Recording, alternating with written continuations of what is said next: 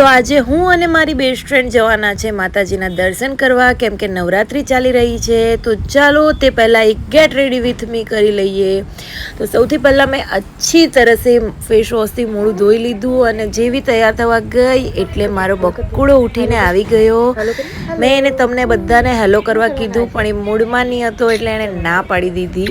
અને આજે તો મેં એની નાની ચોટલી બી બનાવેલી અને કાઢી બી નહીં નાખેલી, રવા દીધેલી, તો બહુ જ મસ્ત લાગતો હતો. તો સૌથી પહેલાં મેં અહીંયા લિપ બામ લગાવ્યું અને પછી ફેસ પર ટોનર અપ્લાય કર્યું. ટોનર સુકાય ત્યાં સુધીમાં મેં ફટાફટ કપડાં ચેન્જ કરી લીધા અને પછી મેં ફેસ પર મોઇશ્ચરાઇઝર લગાવી લીધું. એટલું બધું ખાસ નથી મારા ગેટ રેડી વિથ મી, પણ માતાજીના પાસે દર્શન કરવા જવાનું છે એટલે મેં કીધું ચલો થાય એટલા સોળ શણગાર કરી લઈએ. તો મેં અહીંયા થોડીસી કાજલ, થોડીસી લિપસ્ટિક અને એક બિંદી લગાવી દીધી અને હવે મારે હેર હોરવાના છે. આ કાસ્કી મારી લાકડાની કેટલા વખતથી ખોવાઈ ગયેલી હતી તે આજે મળી. અને થોડુંક સિંદૂર લગાવવાની હાથે જ કેટલો મસ્ત ફેસ મારો શાઇની થઈ ગયો તે તો જોઉં તમે.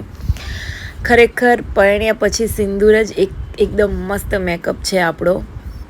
અને આ છે મારી ફ્રેન્ડ જે મારા બધા જ કાંડમાં પહેલેથી જ સાથે હોય.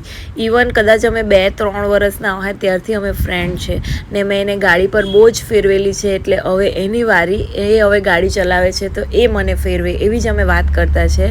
અને એવી બધી વાત કરતાં અમે આવી ગયા આશાપુરી માના મંદિરે નવસારી, જ્યાં મારા સગાઈ પણ થઈ હતી અને જ્યાં મારા લગ્ન પણ થયા હતા.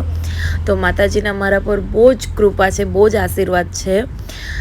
તો ચાલો માતાજીના દર્શન કરી લઈએ અને તમને પણ દર્શન કરાવી દઉં માતાજીના.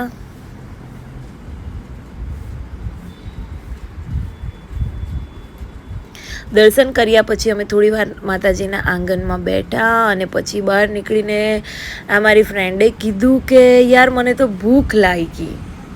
હવે મેં 2-3 દિવસથી જઈ તો વજન ઉતાર્યું ને હવે એને ભૂખ લાગી, એ મને બહાર ખાવા લાવી. હું કરું મેં આવી ફ્રેન્ડનું તે તો તમે મને કહો. એટલે અમે પછી અહીંયા લઝીઝ પિઝામાં આવ્યા, જ્યાં એને ગાર્લિક બ્રેડ ખાવી હતી. તો ગાર્લિક બ્રેડ ખાધી, પણ પછી તો છોકરી લોકો બહાર આવે એટલે પાણીપુરી ખાવા વગર તો ઘરે જાય જ નહીં. એટલે મેં પાણીપુરી બી ખાધી. પછી મારે કામ હતું રિલાયન્સમાં, એટલે અમે આવી ગયા રિલાયન્સમાં. અને આ એટલા સોફ્ટ હાર પકડીને તો એટલું એમ પકડ્યા જ કરું એમ થતું હતું. એટલા રૂના ગાદલા જેવા પોચા હતા.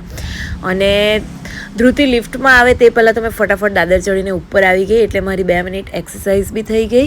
અને ખબર નહીં હવે આ કોના સારું કપડાં લેવા આવી, હવે મને નથી સમજ પડતી. અને બસ આટલું અમે થોડુંક શોપિંગ કરી લીધું. અને વિડીયો ગમે, મારી ફ્રેન્ડ ગમે તો